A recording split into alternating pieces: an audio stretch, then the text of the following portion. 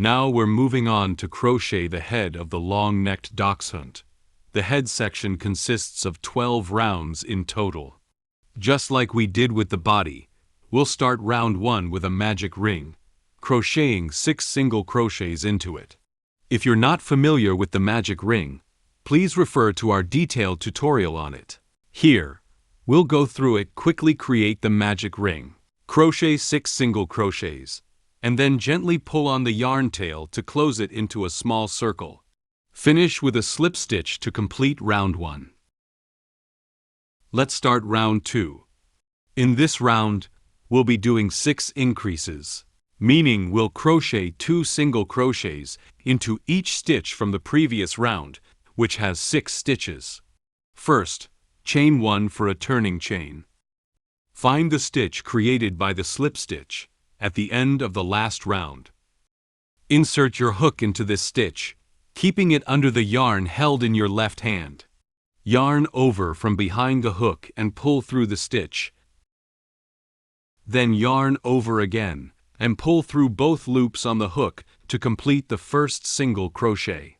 Don't forget to mark this stitch with a stitch marker to keep track of your starting point. Now, insert your hook back into the same stitch to make the second single crochet.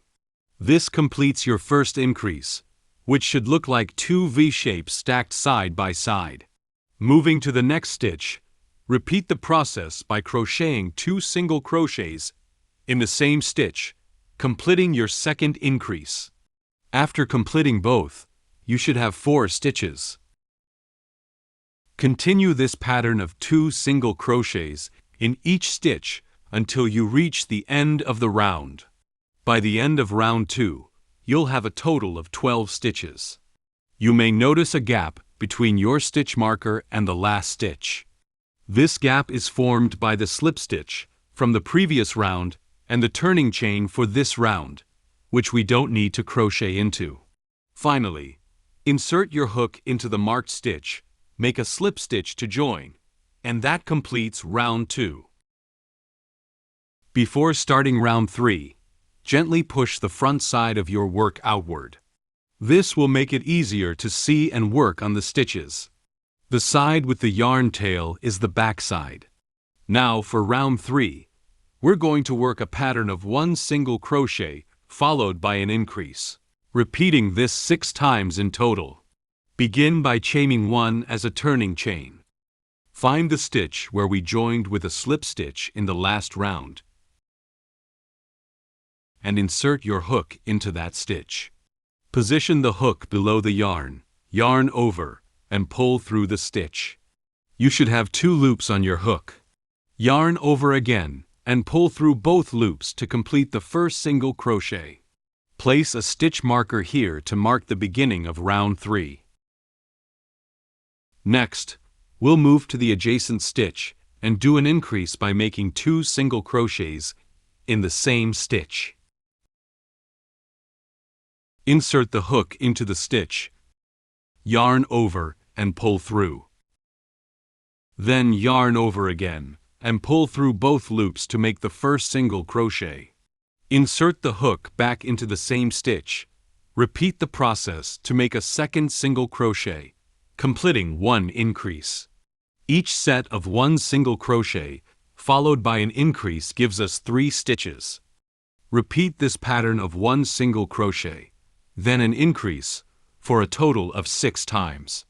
By the end of this round, you should have 18 stitches. To double check, you can count and ensure you have 18 V-shaped stitches, indicating the correct stitch count. Finally, to close the round, insert your hook into the marked stitch, yarn over, and pull it through both the stitch and the loop on your hook in one motion. This completes round 3. From rounds 4 to 5, we'll be crocheting 18 single crochets in each round. Don't forget to start each round with a chain stitch as a turning chain. Try to keep an even tension as you crochet, so each stitch looks uniform and the overall appearance is neat. At the end of each round, before slip stitching to join at the stitch marker, count your stitches. Remember, the loop on the hook doesn't count. Start counting from the stitch below the loop on the hook down to the stitch marker to ensure you have 18 stitches. Once confirmed, slip stitch to join and end the round.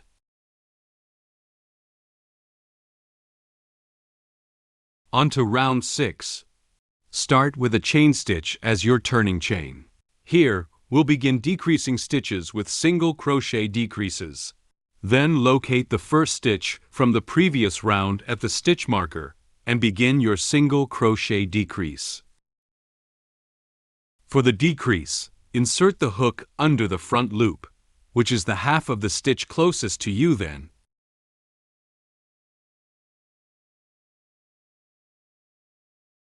Move to the next stitch and insert the hook under its front loop as well. So you have 3 loops on the hook. Yarn over and pull through the first 2 loops, leaving 2 loops on the hook. Yarn over again and pull through both loops to complete the decrease. Essentially, a decrease combines 2 stitches into one. Alright, let's do another single crochet decrease. First, insert your hook under the front loop, the loop closest to you of the next stitch.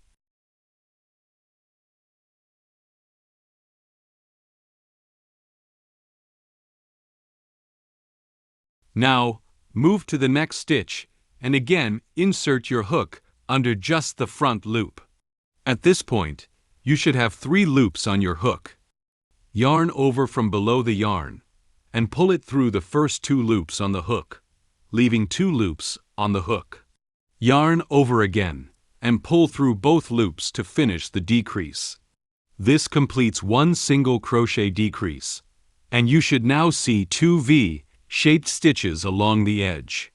This round will have 4 single crochet decreases and 10 single crochets, totaling 14 stitches.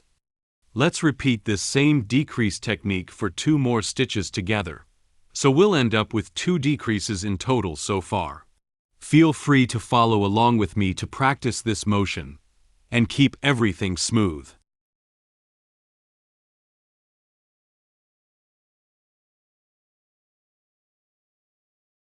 Great! With 4 single crochet decreases completed, let's move on to working 10 single crochets. For these regular single crochets, you'll be using both loops of each stitch, just as we've done before. Insert the hook under both loops of the next stitch, yarn over, and pull through the stitch. Yarn over once more, and pull through both loops on the hook to complete 1 single crochet. We'll repeat this action, making single crochets into each of the next 10 stitches. As you continue, try to maintain an even tension for a nice, consistent look. Once you finish this round, you should have a total of 14 stitches. To double-check, count each V-shaped stitch around until you reach the stitch marker. If the stitch count is correct, slip stitch to join at the stitch marker, and that completes this round. Well done!